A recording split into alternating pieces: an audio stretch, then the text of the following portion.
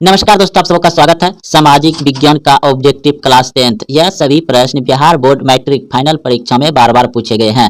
अगर आप Bihar board matric परीक्षा देने जा रहे हैं तो इस वीडियो को अंत तक जरूर देखें। बिल्कुल ऐसे ही ऑब्जेक्टिव आएंगे आपको सामाजिक विज्ञान में। तो देखिए, पहला प्रश्न देख रहे हैं आप।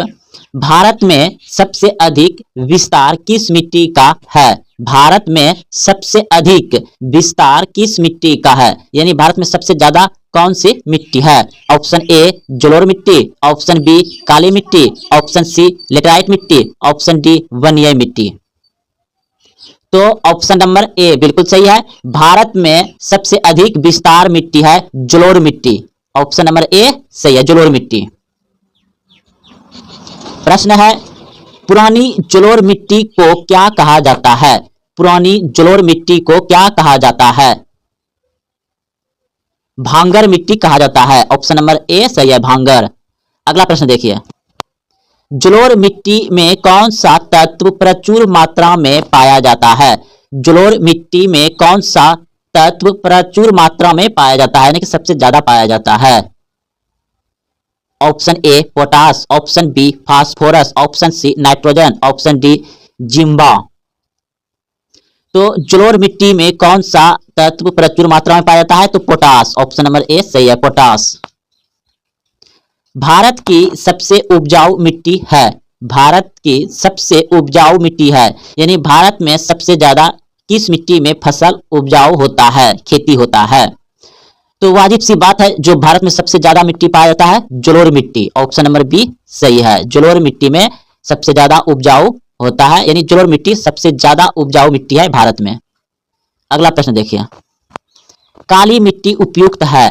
काली मिट्टी उपयुक्त है कपास के लिए, लीची के लिए, गेहूं के लिए, बाजरा के लिए। काली मिट्टी उपयुक्त है।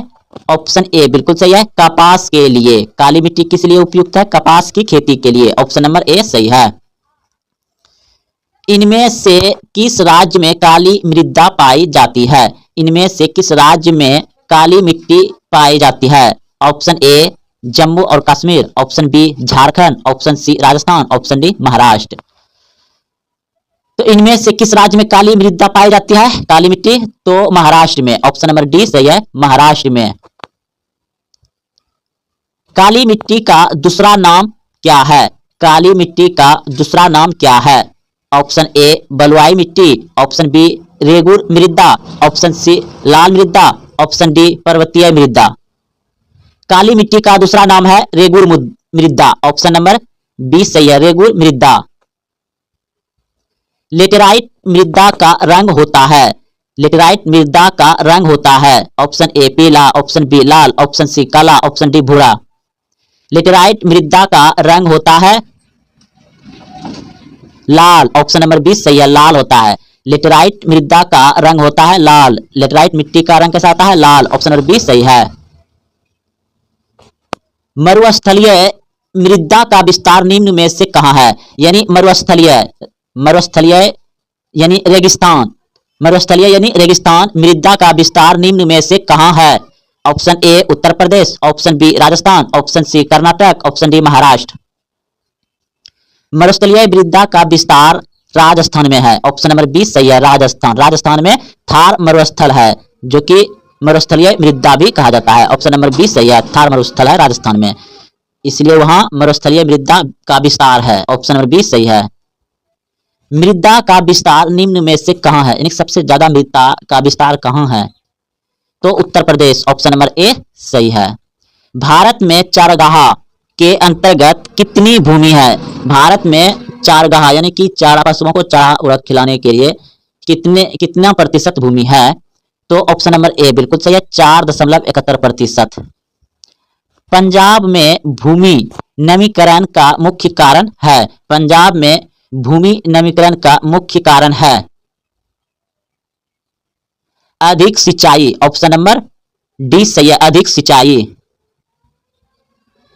सोपानी कृषि किस राज्य में प्रचलित है? सोपानी कृषि किस राज्य में प्रचलित है?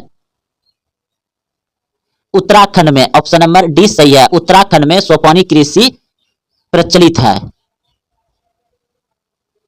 मेढक के प्रजनन प्रक्रिया को बाधित करने वाला रसायन कौन है? मेढक को प्रजनन प्रक्रिया को बाधित करने वाला रसायन कौन है? एड्रीन। ऑप्शन नंबर सी सही है। मेढक को प्रजनन प्रक्रिया को बाधित करने वाला रसायन कौन है? एड्रीन। ऑप्शन नंबर सी सही है। जल किस प्रकार का संसाधन है? जल किस प्रकार का संसाधन है? तो चक्रीय। ऑप्शन नंबर ए सही है, चक्रीय। बृहद क्षेत्र यानी कि बहुत ज्यादा क्षेत्र में जल की उपस्थिति के कारण ही पृथ्वी को कहते हैं, क्या कहते हैं? अधिक जल के उपस्थिति के कारण ही पृथ्वी को क्या कहते हैं? नीला ग्रह। ऑप्शन नंबर बी सही है, नीला ग्रह कहते हैं। किसने कहा संसाधन होते नहीं बनते हैं? किसने कहा संसाधन होते नहीं बनते हैं? Zimmerman. Option B Mahatma Gandhi. Option C Sandeep Pandey. Option D इनमें से कोई नहीं। जिम्मरमैन ने कहा संसाधन होते नहीं बनते हैं। ऑप्शन नंबर ए सही है, जिम्मरमैन। निम्नलिखित में से कौन सा संसाधन प्राकृतिक संसाधन है? निम्नलिखित में से कौन सा संसाधन प्राकृतिक संसाधन है? तो भूमि क्या है? प्राकृतिक संसाधन है। ऑप्शन नंबर ए सही है। भवन मानव के द्वारा बनाया गया, मानव योग्यता है तो मानव है, इनमें से कोई नहीं। तो भूमि जो है प्राकृतिक है। ऑप्शन नंबर ए सही हो जाएगा। निम्नलिखित में से कौन प्राकृतिक संसाधन नहीं है? निम्नलिखित में से कौन प्राकृतिक संसाधन नहीं है? वन तो प्राकृतिक हो जाएगा, नदियां भी प्राकृतिक हो जाएगा, खनिज भी प्राकृतिक हो जाएगा, नगर जो है मानव के द्वारा बसाया जाता है। ऑप्शन नंबर सी सही है, ये प्राकृतिक संसाधन नहीं है, नगर। सौर ऊर्जा निम्नलिखित में से कौन सा संसाधन है? सौर ऊर्जा निम्नलिखित में से कौन सा संसाधन है? तो ऑप्शन नंबर हो जाएगा बी, नवीकरणीय संसाधन है। सौर ऊर्जा क्या है? नवीकरणीय ऊर्जा है, नवीकरणीय। ऑप्शन नंबर बी सही है। कौन सा ऊर्जा स्रोत अनवीकरणीय है? कौन सा ऊर्जा स्रोत अनवीकरणीय है? तो कोयला। ऑप्शन नंबर सी सही है, कोयला अनवीकरणीय ऊर्जा स्रोत है।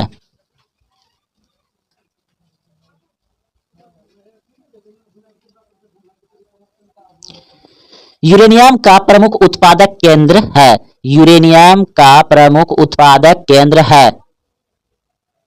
यूरेनियम का प्रमुख उत्पादक केंद्र है जादूगोड़ा।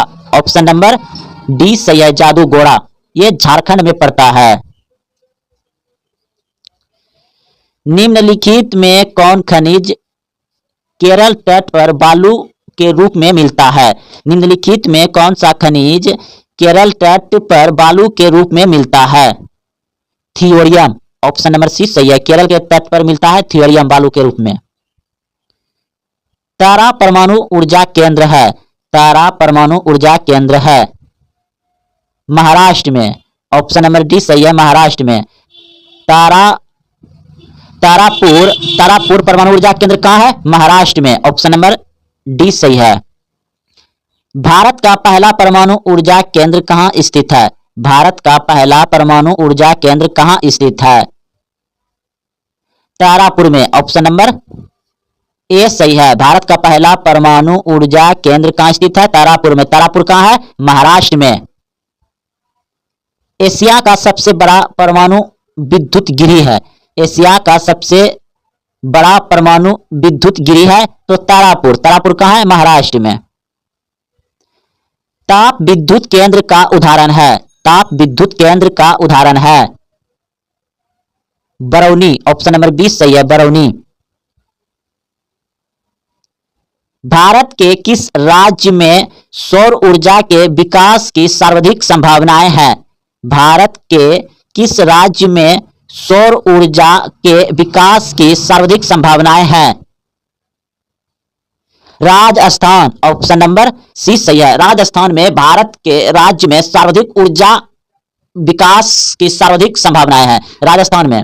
प्रश्न था भारत के किस राज्य में सौर ऊर्जा यानी कि सौर प्लेट सबसे ज्यादा लगाया जा रहा है? राजस्थान के थार मरुस्थल में, इसलिए वहां सौर ऊर्जा के विकास की सर्वाधिक संभावनाएं हैं राजस्थान में। प्रकाश संश्लेषण की क्रिया होती है।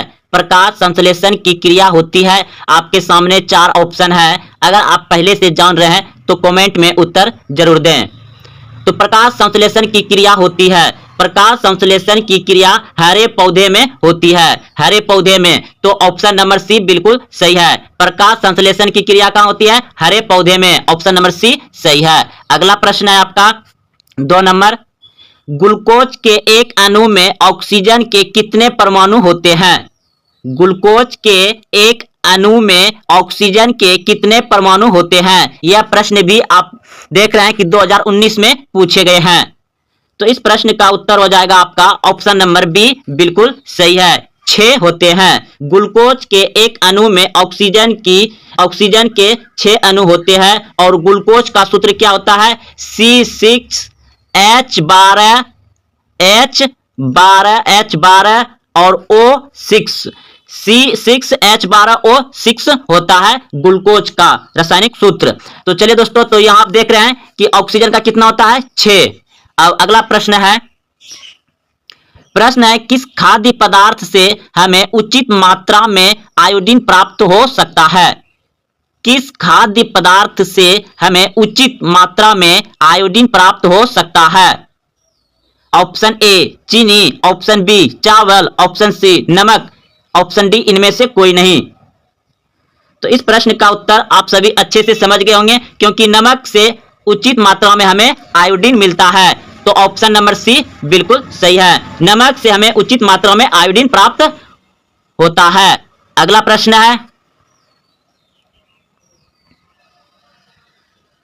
प्रश्न है मनुष्य और अन्य मांसाहारी जीव निम्नलिखित में किसका पाचन नहीं कर पाते? मनुष्य और अन्य मांसाहारी जीव निम्नलिखित में किसका पाचन नहीं कर पाते? तो ऑप्शन नंबर बी बिल्कुल सही है, सेल्यूलोज का। अगला प्रश्न है 5 नंबर प्रश्न है निम्न में से परजीवी पादप का उदाहरण क्या है? निम्न में से परजीवी पादप का उदाहरण क्या है? तो ऑप्शन नंबर बी बिल्कुल सही है, ऑप्शन नंबर बी सही है। अगला प्रश्न है आपका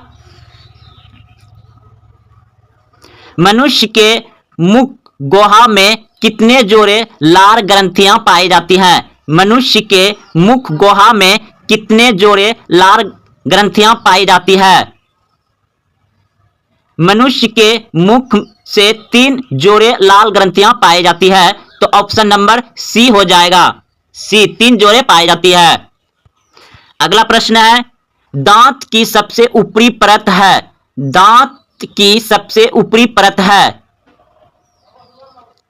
अमेल, दांत का सबसे ऊपरी परत होता है। तो ऑप्शन नंबर बी बिल्कुल सही है। मुख गुहा में आहार का कौन सा भाग का पाचन होता है? मुख गुहा में आहार का कौन सा भाग का पाचन होता है? मुख गुहा में आहार का कार्बोहाइड्रेट भाग का पाचन होता है, कार्बोहाइड्रेट। ऑप्शन नंबर बी सही है। अगला प्रश्न है सुपोषी पोषण के लिए आवश्यक है। यह प्रश्न बहुत बार पूछे गए हैं, 19 में पूछा गया है, 16 में पूछा गया है, 17 में पूछा गया है। सुपोषी पोषण के लिए आवश्यक है, तो इस प्रश्न का उत्तर हो जाएगा आपका इनमें सभी, इनमें सभी यानी हरित, सूर्य का प्रकाश, कार्बन डाइऑक्साइड, इनमें सभी हो जाएगा। सुपोषी पोषण के लिए आवश्यक है इनमें सभी। प्रकाश संश्लेषण क्रिया में ऑक्सीजन बाहर निकालता है, तो इस प्रश्न का उत्तर हो जाएगा आपका ऑप्शन नंबर बी बिल्कुल सही है, CO2 से प्रकाश संश्लेषण की क्रिया में वायुमंडलीय CO2 का ही निस्त्रीकरण होता है। अगला प्रश्न है मैग्नीशियम पाया जाता है, मैग्नीशियम पाया जाता है, तो क्लोरोफिल में मैग्नीशियम पाया जाता है। ऑप्शन नंबर ए सही है, मैग्नीशियम कहां पाया जाता है? क्लोरोफिल में। अगला प्रश्न है क्लोरोफिल वर्णक का रंग है, क्लोरोफिल वर्णक का रंग है, तो इस प्रश्न का उत्तर हो जाएगा आपका ऑप्शन नंबर ए बिल्कुल सही है, हरा। सभी हरे पौधे में हरित लवक नामक संरचना पाई जाती है, जिसमें एक विशेष किस्म का हरे रंग का वर्णक वर्णहरित यह उपस्थित रहता है। अगला प्रश्न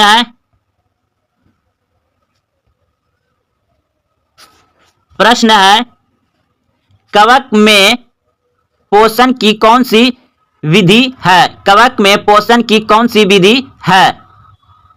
तो इस प्रश्न का उत्तर हो जाएगा मित्यजीवी। ऑप्शन नंबर बी सही है, मित्यजीवी। अगला प्रश्न है, सरीगली चीजों पर पोषित होने वाले पौधे क्या कहलाते हैं? सरीगली चीजों पर पोषित होने वाले पौधे क्या कहलाते हैं? तो इस प्रश्न का उत्तर हो जाएगा आपका ऑप्शन नंबर बी, बिल्कुल सही है, मित्यजीवी कहलाता है। अगला प्रश्न है, पत्तियों में गैसों का आदान प्रदान कहां होता है? पत्तियों में गैसों का आदान प्रदान कहां होता है? तो ऑप्शन नंबर बी सही है, रंध्र में होता है। पत्तियों की बाह्य त्वचा की रंध्र कोशिकाओं के मध्य एक छिद्र होता है जिसे रंध्र कहते हैं। रंध्र से वायुमंडल का CO2 युक्त वायु पत्तियों के भीतर कोशिकाओं में विसरण द्वारा पहुंचाता है। तो आप लोग समझ गए होंगे अच्छे से। अगला प्रश्न है, शरीर की सबसे बड़ी ग्रंथि कौन है? शरीर की सबसे बड़ी ग्रंथि कौन है?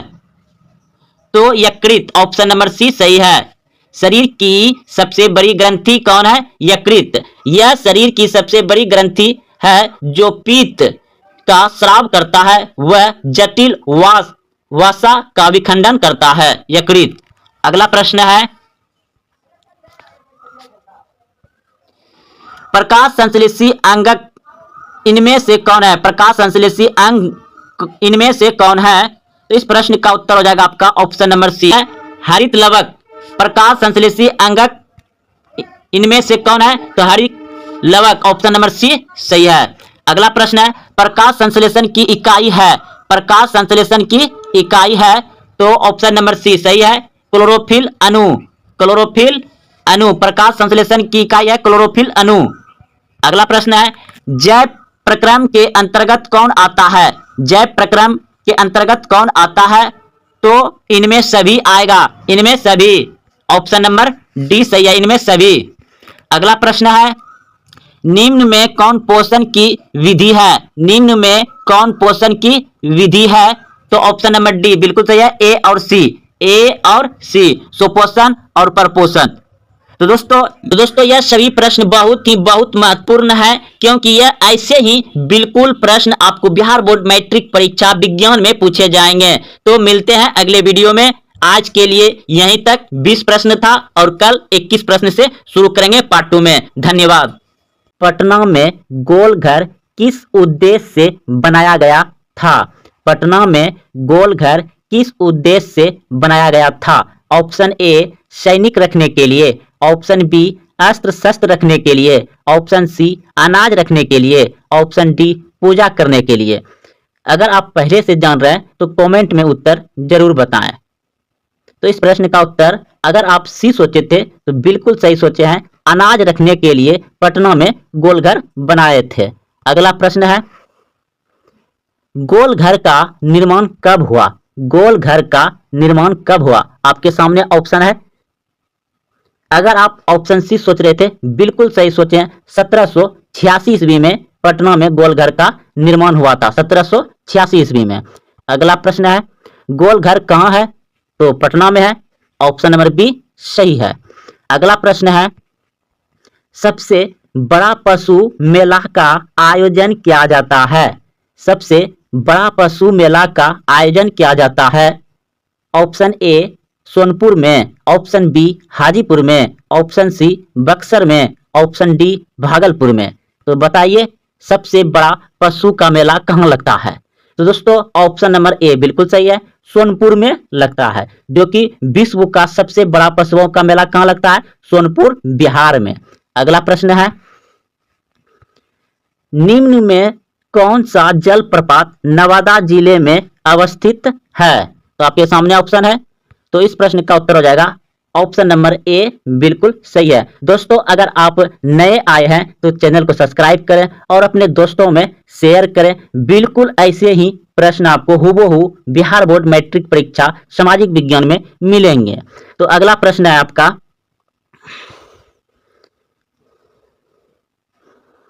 तो इस प्रश्न को अभी आप तुरंत समझे हैं, जाने हैं कि कहाँ है। तो अगला प्रश्न पे हम चलते हैं।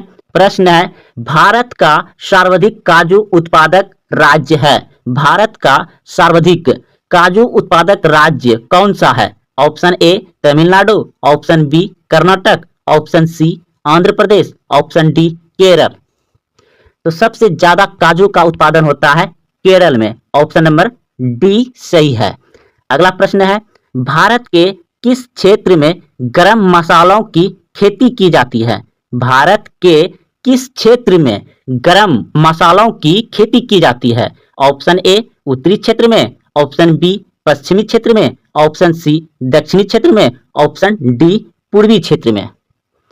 तो ऑप्शन सी बिल्कुल सही है, दक्षिणी क्षेत्र में गरम मसालों की खेती की जाती है। अगला प्रश्न है, भारत का नारियल प्रदेश किसे कहा जाता है? भारत का नारियल प्रदेश किसे कहा जाता है? तो ऑप्शन नंबर बी बिल्कुल सही है, केरल को कहा जाता है। अगला प्रश्न है, इनमें कौन सी फसल रेशेदार है? इनमें कौन सी फसल रेशेदार है? दोस्तों यह सभी प्रश्न बहुत इंपॉर्टेंट है। इस वीडियो से आपको 2, 3, 4 प्रश्न मिल सकता है, इसलिए आप इस वीडियो को पूरा देखें और सही प्रश्न को अच्छे से याद रखें। बहुत ही आसान प्रश्न है, अच्छा से याद रह जाएगा आपको। तो इनमें कौन सी फसल रेशेदार है? तो jute, jute option number A सही हो जाएगा। अगला प्रश्न है, इनमें से कौन रेशेदार फसल नहीं है? इनमें से कौन रेशेदार फसल नहीं है? तो ऑप्शन नंबर सी बिल्कुल सही है, गन्ना, गन्ना रेशेदार फसल नहीं है। अगला प्रश्न है, कपास निम्न में से कौन सी फसल है? कपास कौन सी फसल है? खरीफ, रबी, जायद या इनमें से कोई नहीं? तो इस प्रश्न का उत्तर हो जाएगा आपका कपास जो है कि खरीफ फसल है। ऑप्शन नंबर ए सही हो जाएगा। अगला प्रश्न है आपका, जायद फसल का उत्पादन किस मौसम में होता है? जायद फसल में आ जाता है आपका तरबूजा, ककड़ी, बुखारी, खीरा, यानी कि फल वगैरह में जितने भी आप सभी नाम सुने, ये सभी कब खाते हैं? गर्मी में। तो ऑप्शन नंबर ए सही हो जाएगा। जायद फसल का उत्पादन किस मौसम में होता है? गर्मी में होता है। जायद फसल होता है तरबूजा, ककड़ी, बुखारी, खीरा, ये सभी जो है आपका गर्मी में होता है और गर्मी में ही खाते हैं। तो जायद फसल कब होता है? गर्मी में। अगला प्रश्न है, निम्नलिखित में खरीफ फसल कौन है? निम्नलिखित में खरीफ फसल कौन है? तो चावल हो जाएगा। ऑप्शन नंबर सी सही है, चावल। अगला प्रश्न है, निम्नलिखित में कौन रबी फसल है? रबी फसल है। तो रबी मतलब रजाई के अंदर में जब आप रहते हैं तो उस समय कौन सा मौसम रहता है? ठंडी का। तो ठंडी में आपका चना, मसूर, यानी कि जितने भी दलहन होता है वह रबी में होता है, रबी फसल कहलाते हैं। क्योंकि ठंडी में कुआसा गिरता है और सभी छोटे छोटे पौधे होते हैं। चना का पौधा देखे होंगे आप, खेसारी का मतलब खेसारी का भी पौधा देखे होंगे। खेसारी जो लत होता है, मतलब दाल में बहुत सारा होता है ना, मटर हो गया, चना हो गया, कलाई हो गया, ये सभी आप लोग जानते होंगे। तो ये सभी रबी फसल होते हैं। दलहन जितना होता है लगभग में रबी फसल ही होते हैं। तो चना आपका रबी फसल में आ जाएगा। अगला प्रश्न है, निम्न में से खरीफ की फसल कौन है? निम्न में से खरीफ की फसल कौन है? खरीफ, तो खरीफ आप जानते हैं कि चावल होता है, कपास भी होता है, इसी वीडियो में पढ़े। तो इसमें मक्का भी हो जाएगा। इनमें सभी ऑप्शन नंबर डी सही है, खरीफ फसल इनमें सभी चावल, मक्का, कपास खरीफ फसल है। अगला प्रश्न है, निम्नलिखित में से कौन रबी फसल है? रबी फसल है। निम्नलिखित में से कौन रबी फसल है? तो गेहूं भी आपका रबी फसल है, क्योंकि ठंडी के मौसम में ही होता है। अगला प्रश्न है, निम्न में से कौन रोपण फसल नहीं है? रोपण यानी कि रोपा जाता है उसको, तो धान हो जाएगा। ऑप्शन नंबर सी सही है। अगला प्रश्न है, भारत की प्रमुख खाद्यान्न फसल है, यानी कि भारत में सबसे ज्यादा खाने वाला फसल है, तो क्या है, धान, यानी कि चावल को हम लोग ज्यादा खाते हैं, चावल, धान हो जाएगा। चावल है क्या है, खरीफ फसल है। ऑप्शन नंबर ए सही हो जाएगा, खरीफ फसल है। तो दोस्तों अगर आप वीडियो को देखते हुए, प्रश्न को समझते हुए, प्रश्न का उत्तर याद रखते हुए यहाँ तक पहुंचे हैं तो अपने दोस्तों में शेयर करें। और हाँ, अभी तक चैनल को सब्सक्राइब नहीं किया तो चैनल को सब्सक्राइब कर लें। और हम यहाँ पर सभी विषय का बहुत व्याख्या के यानी बहुत ही अच्छे से समझाने का आप सभी को प्रयास करते हैं, ताकि आप सभी बिहार बोर्ड में अधिक से अधिक नंबर लाएं और अपने परिवार में नाम अच्छा से रोशन करें। आपसे छोटा जो है वह भी आपके जैसा करना चाहे तो आप अच्छा से अच्छा काम करिए। धन्यवाद। भारत का सर्वोच्च पर्वत शिखर है, भारत का सर्वोच्च पर्वत शिखर है Godwin Einstein. Option number A सही है। अगला प्रश्न है आपका, हिमालय के सर्वोच्च शिखर माउंट एवरेस्ट की ऊंचाई कितनी है? हिमालय के सर्वोच्च शिखर माउंट एवरेस्ट की ऊंचाई कितनी है? तो ऑप्शन नंबर बी बिल्कुल सही है, 8,850 मीटर। अगला प्रश्न है, नथुला दर्रा किस राज्य में स्थित है? नथुला दर्रा किस राज्य में स्थित है? तो ऑप्शन नंबर सी बिल्कुल सही है, सिक्किम राज्य में है। नथुला दर्रा कहाँ है? सिक्किम राज्य में। अगला प्रश्न है, जोजिला दर्रा किस राज्य में स्थित है? जोजिला दर्रा किस राज्य में स्थित है? तो जम्मू कश्मीर में। ऑप्शन नंबर बी सही है। अगला प्रश्न है 25 नंबर, निम्नलिखित में से कौन सी नदी बंगाल का शौक कहलाती है? निम्नलिखित में से कौन सी नदी बंगाल का शौक कहलाती है? तो ऑप्शन नंबर डी बिल्कुल सही है, दामोदर नदी। दामोदर नदी को बंगाल का शौक कहा जाता है। अगला प्रश्न है, भारत की सबसे बड़ी वह नदी है? भारत की सबसे बड़ी वह नदी यानी कि भारत की सबसे बड़ी बहने वाली नदी है तो गंगा। ऑप्शन नंबर सी सही है, गंगा नदी।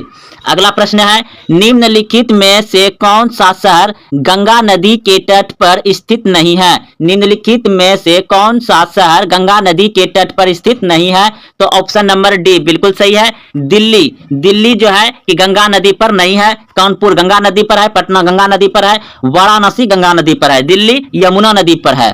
अगला प्रश्न है, आगरा किस नदी के किनारे स्थित है? आगरा किस नदी के किनारे स्थित है? तो यमुना नदी के किनारे स्थित है।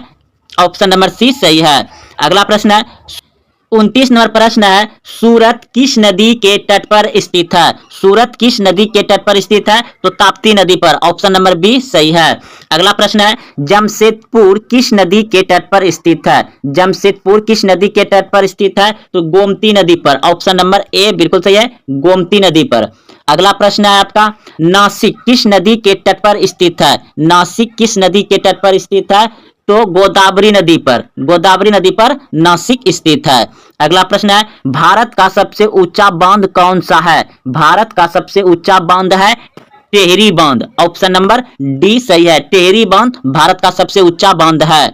अगला प्रश्न है, भारत का सबसे लंबा बांध कौन सा है? भारत का सबसे लंबा बांध कौन सा है? तो हीराकुंड बांध भारत का सबसे लंबा बांध है। ऑप्शन नंबर सी सही है। अगला प्रश्न है, टेहरी बांध किस राज्य में स्थित है? टेहरी बांध किस राज्य में स्थित है? तो उत्तराखंड में। ऑप्शन नंबर सी सही है। हीराकुंड बांध किस राज्य में है? हीराकुंड बांध किस राज्य में है? उड़ीसा में है। ऑप्शन नंबर ए सही है। अगला प्रश्न है, अल्मिट बांध किस राज्य में है? तो कर्नाटक में। ऑप्शन नंबर सी सही है, कर्नाटक। अगला प्रश्न है, अल्मिट बांध किस नदी पर बना है? तो ऑप्शन नंबर डी बिल्कुल सही है, कृष्ण नदी पर बना है। अगला प्रश्न है, हीराकुंड बांध किस नदी पर बना है? हीराकुंड बांध किस नदी पर बना है? तो महान नदी पर। ऑप्शन नंबर डी सही है। अगला प्रश्न है, भारत की सबसे बड़ी मीठे जल की झील कौन सी है? भारत की सबसे बड़ी मीठे जल की झील कौन सी है? तो ऑप्शन नंबर बी बिल्कुल सही है, बुलर झील। बुलर झील। ऑप्शन नंबर बी सही है। अगला प्रश्न है, चिल्का झील किस राज्य में स्थित है? चिल्का झील किस राज्य में स्थित है? तो उड़ीसा में। ऑप्शन नंबर सी सही है। अगला प्रश्न है, लूनार झील। लूनर झील किस राज्य में है? तो महाराष्ट्र में। ऑप्शन नंबर सी सही है। भारत का सबसे ऊंचा जलप्रपात जोग या गरसप्पा जलप्रपात किस राज्य में है? तो कर्नाटक में। ऑप्शन नंबर ए सही है, कर्नाटक में। अगला प्रश्न है, शिव समुद्रम जलप्रपात किस नदी पर है? शिव समुद्रम जलप्रपात किस नदी पर है? तो कावेरी नदी पर। ऑप्शन नंबर डी सही है, कावेरी नदी। अगला प्रश्न है, भारत में प्रथम बहुउद्देशीय नदी घाटी परियोजना का निर्माण किस नदी पर किया गया है? तो ऑप्शन नंबर हो जाएगा आपका बी, बिल्कुल सही है, दामोदर नदी, दामोदर नदी पर। अगला प्रश्न है, पेरियर जल विद्युत परियोजना किस राज्य में है?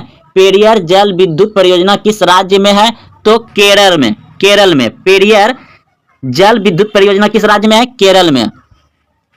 सरदार सरोवर परियोजना किस नदी पर है? सरदार सरोवर परियोजना किस नदी पर है? तो नर्मदा नदी पर। ऑप्शन नंबर सी सही है। सलाल परियोजना स्थित है? तो जम्मू कश्मीर में। सलाल परियोजना कहां स्थित है? जम्मू कश्मीर में। ऑप्शन नंबर बी सही है। अगला प्रश्न है, भाखड़ा नांगल एक संयुक्त परियोजना है? भाखड़ा नांगल एक संयुक्त परियोजना है, तो यह है ऑप्शन नंबर सी, हिमाचल प्रदेश, हरियाणा, पंजाब। हिमाचल प्रदेश, हरियाणा, पंजाब। अगला प्रश्न है, भारत में सर्वाधिक वर्षा वाला स्थान? भारत में सर्वाधिक वर्षा वाला स्थान तो मौसिनराम, मेघालय। मौसिनराम में ज्यादा वर्षा होता है। प्रश्न है, वर्षा की सर्वाधिक विरलता निम्नलिखित में से कहां पाई जाती है? तो ऑप्शन नंबर बी, बिल्कुल सही है, जैसलमेर में। अगला प्रश्न है, फूलों की घाटी, फूलों की घाटी घाटी स्थित है? फूलों की घाटी स्थित है उत्तराखंड में। ऑप्शन नंबर बी सही है। दुधवा राष्ट्रीय उद्यान कहां स्थित है? दुधवा राष्ट्रीय उद्यान कहां स्थित है? उत्तर प्रदेश में। अगला प्रश्न है, घना पक्षी विहार किस राज्य में स्थित है? राजस्थान में। अगला प्रश्न है, काजीरंगा राष्ट्रीय उद्यान में पाए जाने वाला मुख्य जंतु? काजीरंगा राष्ट्रीय उद्यान में पाए जाने वाला मुख्य जंतु है एक सींग वाला गेंडा, एक सींग वाला गेंडा। अगला प्रश्न है, रणथंभौर वन्य जीव अभ्यारण्य भारत के किस प्रदेश में है? तो राजस्थान में। ऑप्शन नंबर बी सही है। काजीरंगा राष्ट्रीय उद्यान किस राज्य में स्थित है? असम में। ऑप्शन नंबर ए सही है। काजीरंगा राष्ट्रीय उद्यान किस राज्य में है? असम में। गुटेनबर्ग का जन्म किस देश में हुआ? गुटेनबर्ग का जन्म किस देश में हुआ? ऑप्शन को यानी ए अमेरिका, ऑप्शन को यानी B Germany, option C Japan, option D England. तो ऑप्शन नंबर बी बिल्कुल सही है, गुटेनबर्ग का जन्म हुआ था जर्मनी में। ऑप्शन को सही है। गुटेनबर्ग ने सर्वप्रथम पुस्तक की छपाई की? गुटेनबर्ग ने सर्वप्रथम किस पुस्तक की छपाई की? तो ऑप्शन नंबर डी बिल्कुल सही है, बाइबिल। गुटेनबर्ग ने सर्वप्रथम किस पुस्तक की छपाई की? बाइबिल। ऑप्शन नंबर डी सही है। रूसो कहां का दार्शनिक था? रूसो कहां का दार्शनिक था? Option A France, option B रूस, option C America, option D England. Rousseau France का दार्शनिक था। ऑप्शन नंबर को यानी ए सही है। विश्व में सर्वप्रथम मुद्रण की शुरुआत कहां हुई? विश्व में सर्वप्रथम मुद्रण की शुरुआत कहां हुई? भारत, जापान, चीन, अमेरिका। चीन। ऑप्शन नंबर सी सही है। चीन में ही कपड़ा का, रुपया का, प्रिंटिंग मशीन का आविष्कार हुआ है। कागज का भी चीन में है। अगला प्रश्न देखिए,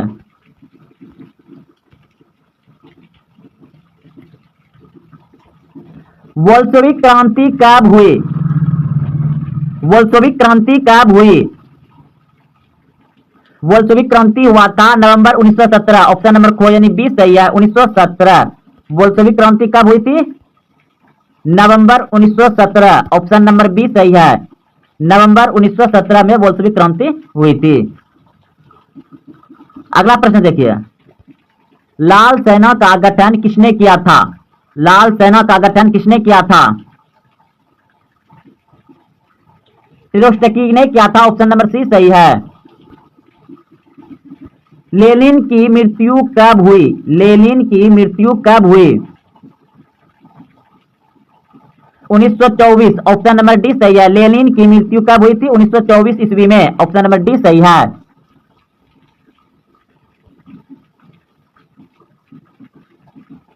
ब्रेस्ट लिटोवेक्स की संधि किन देशों के बीच हुई थी? रूस और जर्मनी। ऑप्शन नंबर डी सही है, रूस और जर्मनी के बीच हुआ था। यूटोपियन समाजवादी कौन नहीं था? यूटोपियन समाजवादी कौन नहीं था? Karl Marx. Option number C सही है, Karl Marx. War and Peace किसकी रचना है? वार एंड पीस किसकी रचना है? टोल्स्टॉय का। ऑप्शन नंबर ख सही है। साम्यवादी शासन का पहला प्रयोग कहां हुआ?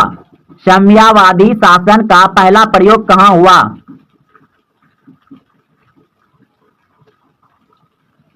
साम्यवादी शासन का पहला प्रयोग कहां हुआ? रूस। ऑप्शन नंबर को यानी ए सही है, रूस में।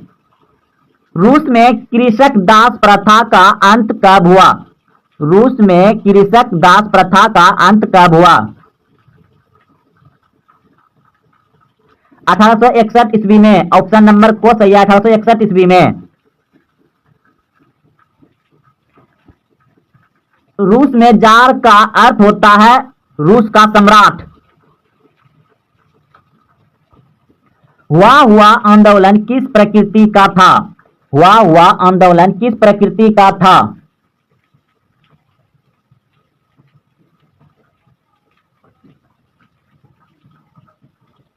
क्रांतिकारी धार्मिक था। ऑप्शन नंबर डी सही है।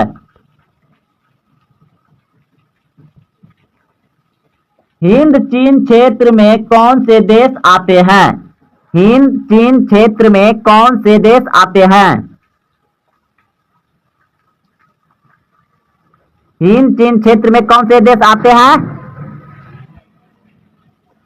ऑप्शन सी बिल्कुल सही है, Cambodia, Vietnam, Laos. Cambodia, Vietnam, Laos.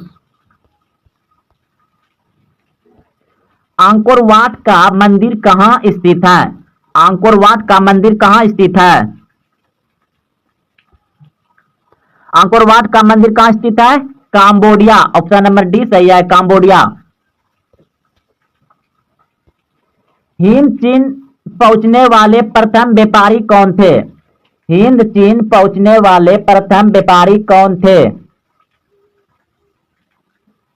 पुर्तगाली। ऑप्शन नंबर सी सही है, पुर्तगाली। हिंद चीन में बसने वाले फ्रांसीसी कहे जाते थे? हिंद चीन में बसने वाले फ्रांसीसी कहे जाते थे? क्लोन। ऑप्शन नंबर सी सही है, क्लोन कहे जाते थे। नरोत्तम सिंहानुकू कहां के शासक थे? काम्बोडिया। ऑप्शन नंबर डी सही है। रंपा विद्रोह कब हुआ? दोस्तों इस प्रश्न में बहुत ही कंफ्यूजन है। कहीं आपको 1922 मिलेगा, कहीं आपको 1922 मिलेगा, लेकिन एनसीईआरटी बुक के अनुसार ये जो भी जब भी प्रश्न बनकर देखते हैं इसका आया है, जितना भी क्वेश्चन बैंक आया तो उसमें ऐसा ऑप्शन है ही नहीं, 1922 ऑप्शन में है ही नहीं। तो 1916 आप याद रखिएगा। अगर 1922 मिलता ऑप्शन में तो लगा दीजिए। महात्मा गांधी ने किस पत्रिका का संपादन किया? महात्मा गांधी ने किस पत्रिका का संपादन किया? Young India. Option number C सही है, यंग इंडिया। गदर पार्टी की स्थापना किसने और कब की? गदर पार्टी की स्थापना किसने और कब की? लाला हरदयाल 1913 में। लाला हरदयाल 1913 में गदर पार्टी की स्थापना की थी। जलियांवाला बाग हत्याकांड किस तिथि को हुआ? जलियांवाला बाग हत्याकांड किस तिथि को हुआ? 13 अप्रैल 1919 ईस्वी। 13 अप्रैल 1919 ईस्वी। ऑप्शन नंबर को यानी ए सही है। लखनऊ समझौता किस वर्ष हुआ? लखनऊ समझौता किस वर्ष हुआ? 1916 ईस्वी में। बिल्कुल सही सोचे थे आप, 1916 ईस्वी में। असहयोग आंदोलन का प्रस्ताव कांग्रेस के किस अधिवेशन में पारित हुआ? असहयोग आंदोलन का प्रस्ताव कांग्रेस के किस अधिवेशन में पारित हुआ? दिसंबर 1920 नागपुर। भारत में खिलाफत आंदोलन कब और किस देशों के शासक के समर्थन में शुरू हुआ? भारत में खिलाफत आंदोलन कब और किस देश के शासक के साथ समर्थन में शुरू हुआ? 1920 तुर्की। 1920 तुर्की। सविनय अवज्ञा आंदोलन कब और किस यात्रा से शुरू हुआ? सविनय अवज्ञा आंदोलन कब और किस यात्रा से शुरू हुआ? 1930 दांडी यात्रा से। ऑप्शन नंबर सी सही है। निम्नलिखित में कौन प्राकृतिक आपदा है? निम्नलिखित में कौन प्राकृतिक आपदा है? आपके सामने ऑप्शन दिया गया है। ऑप्शन ए आग लगना, ऑप्शन बी बम विस्फोट, ऑप्शन सी भूकंप, ऑप्शन डी रासायनिक दुर्घटना। तो पूछा गया है कि प्राकृतिक आपदा, प्राकृतिक आपदा यानी कि स्वयं अपने आप हो, तो ऐसा कौन सा ऑप्शन है जो कि अपने आप हो सकता है, जिसमें कि मानव का कोई हाथ ना हो, मानव का संभव ही ना हो कि वैसा कम कर सके, वैसे घटना को प्राकृतिक घटना कहेंगे या प्राकृतिक आपदा कहेंगे। तो ऑप्शन नंबर सी बिल्कुल सही है, भूकंप। भूकंप जो है कि प्राकृतिक है, लेकिन यहां पर देख रहे हैं ऑप्शन में आग लगना, ये मानव के द्वारा हो सकता है, बम विस्फोट ये भी मानव के द्वारा हो सकता है, रासायनिक दुर्घटना ये भी मानव के द्वारा हो सकता है, लेकिन भूकंप नहीं होगा इस मानव के द्वारा, इसलिए ये प्राकृतिक आपदा है। ऑप्शन सी सही है। इनमें कौन प्राकृतिक आपदा है? इनमें कौन प्राकृतिक आपदा है? आपके सामने ऑप्शन दिया गया है। ऑप्शन ए आतंकवाद, ऑप्शन बी महामारी, ऑप्शन सी दंगा, ऑप्शन डी इनमें सभी। तो महामारी जो है कि आतंकवाद मानव के द्वारा हो सकता है, दंगा भी मानव के द्वारा हो सकता है, लेकिन महामारी जो है कि बहुत बड़ा जैसे कोरोना, तो ये जैसे कि प्राकृतिक से रिलेटिव आ जाता है, तो ये प्राकृतिक आपदा हो जाएगा। ऑप्शन नंबर बी सही है। निम्नलिखित में कौन मानव जनित आपदा नहीं है? कह रहा है कि प्रश्न निम्नलिखित में कौन मानव जनित आपदा नहीं है? तो मानव जनित आपदा नहीं है सुनामी। सुनामी क्या है? प्राकृतिक है, तो ये मानव जनित आपदा नहीं है। ऑप्शन नंबर सी सही है। मानव जनित आपका आतंकवाद हो गया, रेल दुर्घटना हो गया, सांप्रदायिक दंगा हो गया, जो दंगा होता है जात में, यानी कि हिंदू या मुस्लिम ईसाई इस तरह से जो होते रहता है अलग धर्म में, तो ये सब नहीं होना चाहिए। भारत एक धर्मनिरपेक्ष राष्ट्र है, यहाँ सभी धर्म के लोग मिलजुल के रहते हैं। तो आप लोग यहाँ समझ गए हैं कि आतंकवाद ये मानव जनित आपदा है, रेल दुर्घटना मानव जनित आपदा है, सांप्रदायिक दंगा भी मानव जनित आपदा है, लेकिन सुनामी क्या है? प्राकृतिक है। तो यहाँ पूछा क्या गया था प्रश्न में? मानव जनित आपदा नहीं है, तो सुनामी मानव जनित आपदा नहीं है। अगला प्रश्न देखिए, इनमें से कौन सी प्राकृतिक आपदा नहीं है? तो इसमें प्रश्न पूछा गया है कि इनमें कौन सी प्राकृतिक आपदा नहीं है। तो प्राकृतिक आपदा नहीं है, साफ दिखाई दे रहा है आतंकवाद, सुनामी प्राकृतिक है, भूकंप प्राकृतिक है, बाढ़ प्राकृतिक है, लेकिन आतंकवाद क्या है? ये प्राकृतिक नहीं है। तो ऑप्शन नंबर ए सही है। अगला प्रश्न देखिए, निम्नलिखित में से कौन प्राकृतिक आपदा नहीं है? तो फिर से पूछा गया कि प्राकृतिक आपदा नहीं है, तो इसमें प्राकृतिक आपदा कौन सा नहीं होगा? रेल दुर्घटना। रेल दुर्घटना प्राकृतिक नहीं है, भूकंप प्राकृतिक है, बाढ़ प्राकृतिक है, सुनामी प्राकृतिक है, लेकिन रेल दुर्घटना प्राकृतिक नहीं है, यह मानव जनित है। ऑप्शन सी सही था। अगला प्रश्न देखिए, अगला प्रश्न है, इनमें कौन प्राकृतिक आपदा नहीं है? इनमें कौन प्राकृतिक आपदा नहीं है? तो ऑप्शन ए बाढ़, ऑप्शन बी सुखाड़, ऑप्शन सी चक्रवात, ऑप्शन डी गरीबी। तो सुखाड़ भी प्राकृतिक है, बाढ़ भी प्राकृतिक है, चक्रवात भी प्राकृतिक है, लेकिन गरीबी प्राकृतिक नहीं है। तो ऑप्शन नंबर डी सही है, गरीबी हो जाएगा।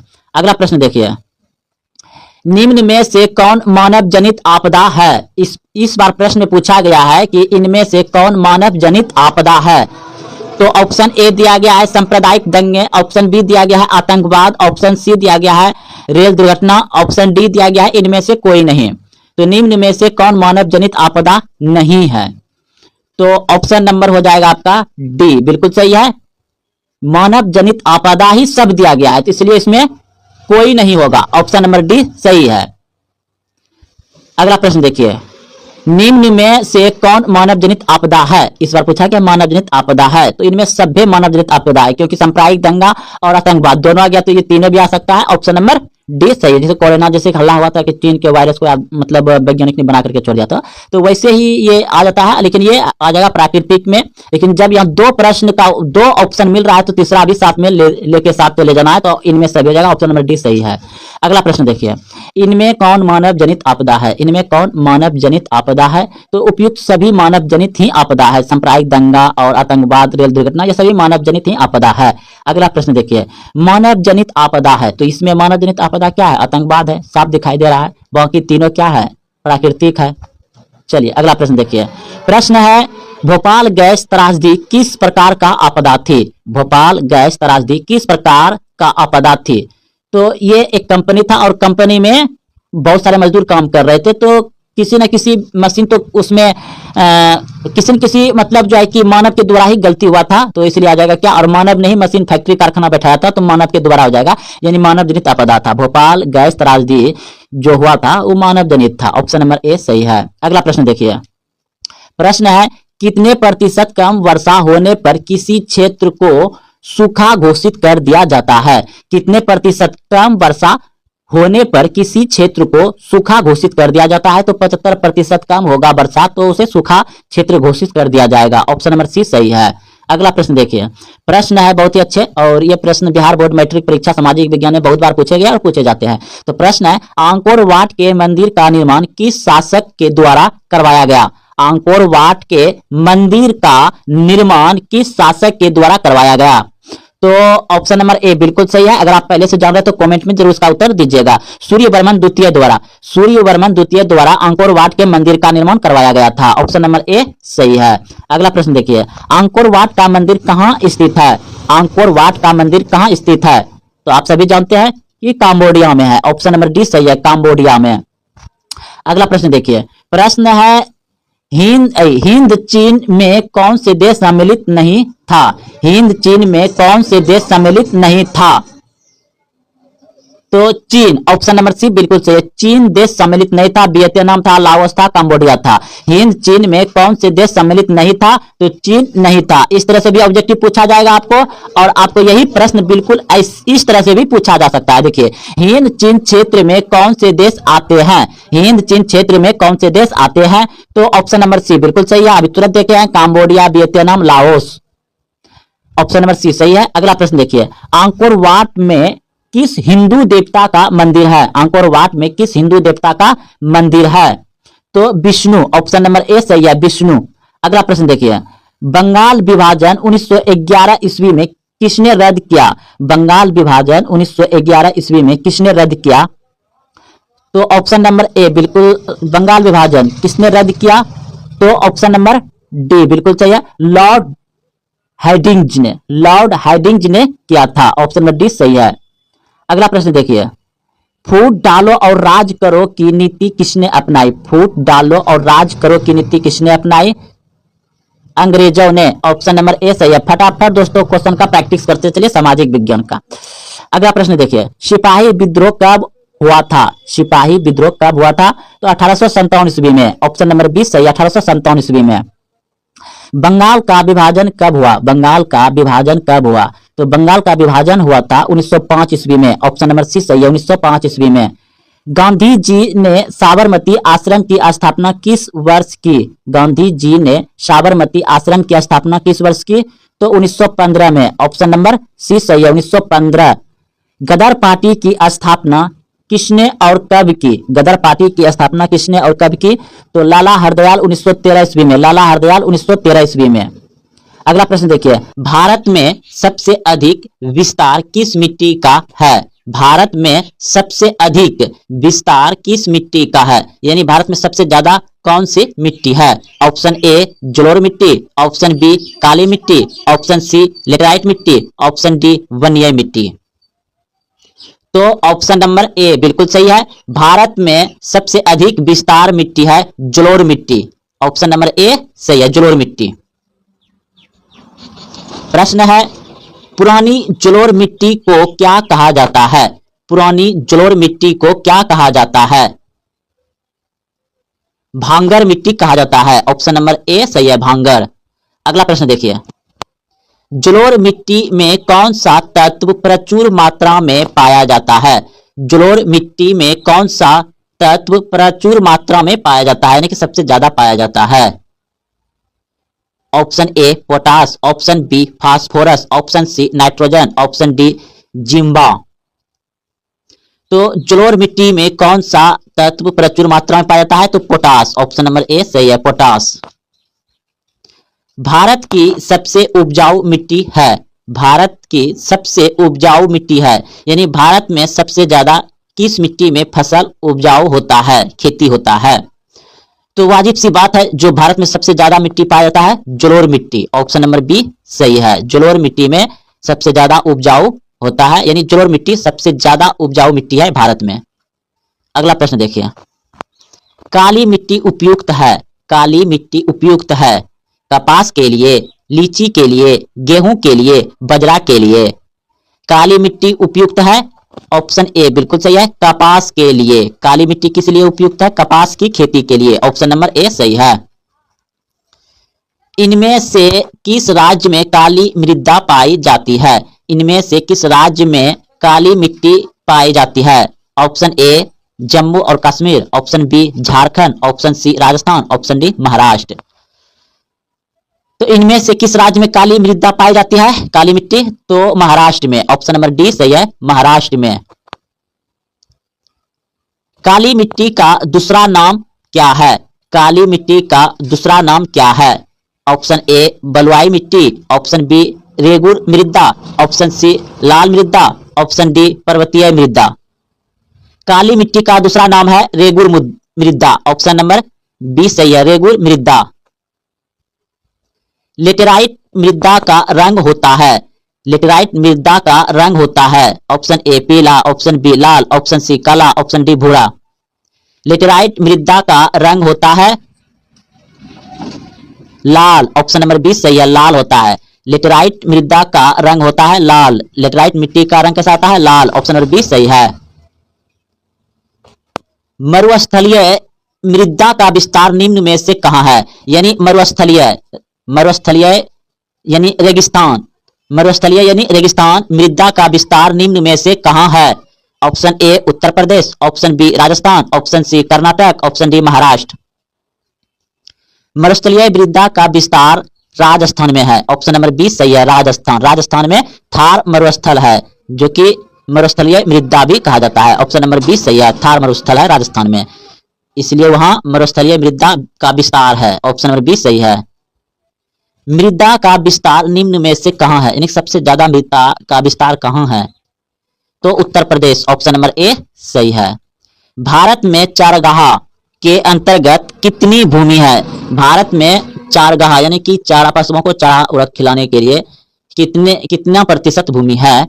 तो ऑप्शन नंबर ए बिल्कुल सही है, 4.71%।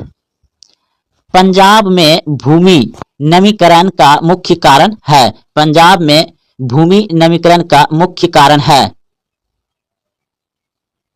अधिक सिंचाई, ऑप्शन नंबर डी सही है, अधिक सिंचाई। सोपानी कृषि, सोपानी कृषि किस राज्य में प्रचलित है? सोपानी कृषि किस राज्य में प्रचलित है? उत्तराखंड में, ऑप्शन नंबर डी सही है, उत्तराखंड में सोपानी कृषि प्रचलित है। मेढक के प्रजनन प्रक्रिया को बाधित करने वाला रसायन कौन है? मेढक को प्रजनन प्रक्रिया को बाधित करने वाला रसायन कौन है?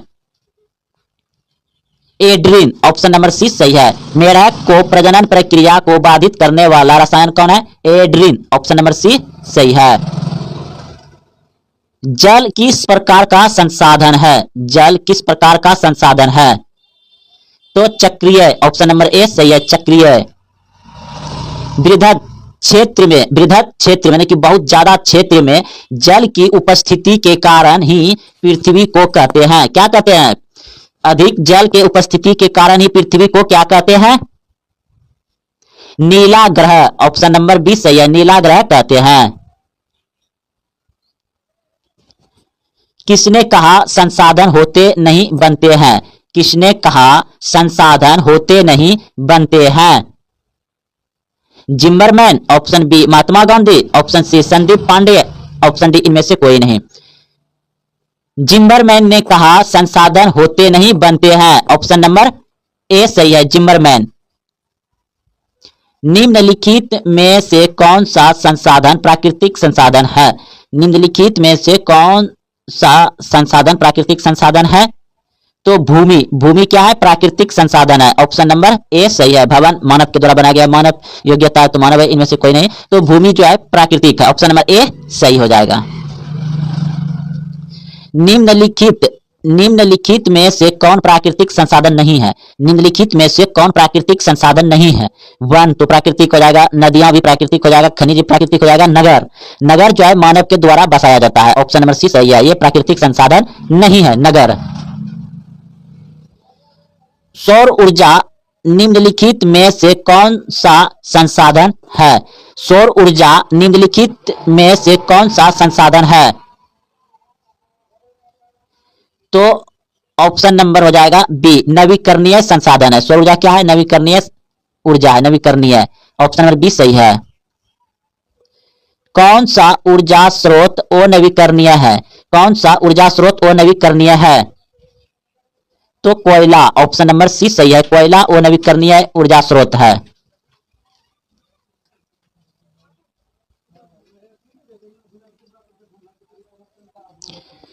यूरेनियम का प्रमुख उत्पादक केंद्र है। यूरेनियम का प्रमुख उत्पादक केंद्र है। यूरेनियम का प्रमुख उत्पादक केंद्र है जादूगोड़ा, ऑप्शन नंबर डी सही है, जादूगोड़ा, ये झारखंड में पड़ता है। निम्नलिखित में कौन खनिज केरल तट पर बालू के रूप में मिलता है? निम्नलिखित में कौन सा खनिज केरल तट पर बालू के रूप में मिलता है? थियोरियम, ऑप्शन नंबर सी सही है, केरल के तट पर मिलता है थियोरियम बालू के रूप में। तारा परमाणु ऊर्जा केंद्र है। तारा परमाणु ऊर्जा केंद्र है महाराष्ट्र में, ऑप्शन नंबर डी सही है, महाराष्ट्र में। तारापुर परमाणु ऊर्जा केंद्र कहां है? महाराष्ट्र में, ऑप्शन नंबर डी सही है।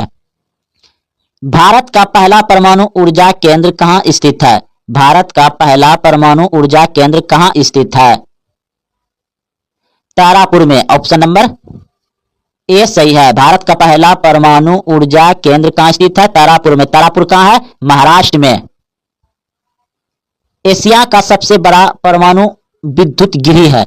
एशिया का सबसे बड़ा परमाणु विद्युत गिरी है तो तारापुर। तारापुर कहां है? महाराष्ट्र में। ताप विद्युत केंद्र का उदाहरण है। ताप विद्युत केंद्र का उदाहरण है बरौनी, ऑप्शन नंबर 20 सही है, बरौनी। भारत के किस राज्य में सौर ऊर्जा के विकास की सर्वाधिक संभावनाएं हैं? भारत के किस राज्य में सौर ऊर्जा के विकास की सर्वाधिक संभावनाएं हैं? राजस्थान, ऑप्शन नंबर सी सही है, राजस्थान में भारत के राज्य में सर्वाधिक ऊर्जा विकास की सर्वाधिक संभावनाएं हैं, राजस्थान में। प्रश्न था भारत के किस राज्य में सौर ऊर्जा यानी कि सौर प्लेट सबसे ज्यादा लगाया जा रहा है? राजस्थान के थार मरुस्थल में, इसलिए वहां सौर ऊर्जा के विकास की सर्वाधिक संभावनाएं हैं राजस्थान में। बिहार के किस शहर में कांच उद्योग स्थापित है? बिहार के किस शहर में कांच उद्योग स्थापित है? तो ये ऑप्शन ए हो जाएगा, हाजीपुर में। बिहार के किस शहर में कांच उद्योग स्थापित है? हाजीपुर में। अगला प्रश्न देखिए, सीमेंट का कारखाना कहां है? सीमेंट का कारखाना कहां है? डालमिया नगर में, ऑप्शन को यानी ए सही है, डालमिया नगर में सीमेंट का कारखाना है। रेल वर्कशॉप कहां स्थित है? रेल वर्कशॉप कहां स्थित है? जमालपुर, ऑप्शन नंबर को यानी ए सही है, रेल वर्कशॉप कहां स्थित है? जमालपुर। बिहार में रज्जू मार्ग कहां है? बिहार में रज्जू मार्ग कहां है? राजगीर, ऑप्शन नंबर को यानी बी सही है, राजगीर में है रज्जू मार्ग। मंदार हिल किस जिले में स्थित है? मंदार हिल किस जिले में स्थित है? यह आपको पूछा जाएगा। मंदार हिल पर्वत किस जिले में स्थित है? Option A Munger, option B Bhagalpur, option C Banka, option D Buxar. Mandar hill या मंदार हिल पर्वत बांका में है। ऑप्शन नंबर सी यानी वो सही है, बांका में।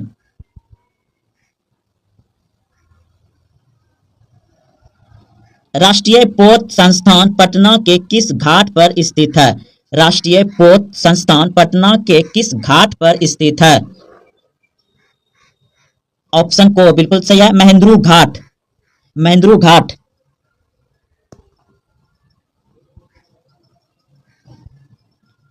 खाद कारखाना कहाँ स्थित है? खाद कारखाना कहाँ स्थित है? बरौनी, ऑप्शन नंबर को सही है। खाद कारखाना कहाँ स्थित है? बरौनी।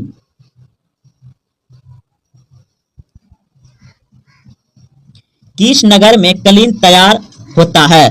किस नगर में कलीन तैयार होता है? दाऊद नगर, ऑप्शन नंबर को सही है, दाऊद नगर में। अशोक पेपर मिल किस जिले में स्थित है? अशोक पेपर मिल किस जिले में स्थित है? समस्तीपुर, ऑप्शन नंबर को सही है, समस्तीपुर। सबसे अधिक आबादी वाली कौन सा जिला है? सबसे अधिक आबादी वाली कौन सा जिला है? सबसे अधिक आबादी वाली कौन सा जिला है? तो पटना, ऑप्शन नंबर खो यानी बी सही है, पटना।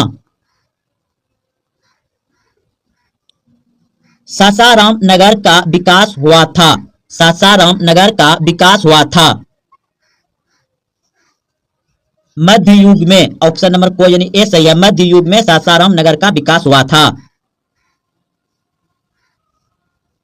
यूरेनियम का प्रमुख उत्पादक स्थल है। यूरेनियम का प्रमुख उत्पादक स्थल है जादूगोड़ा, ऑप्शन नंबर डी सही है। एशिया का सबसे बड़ा परमाणु विद्युत गृह है। एशिया का सबसे बड़ा परमाणु विद्युत गृह है तारापुर, ऑप्शन नंबर को सही है, तारापुर।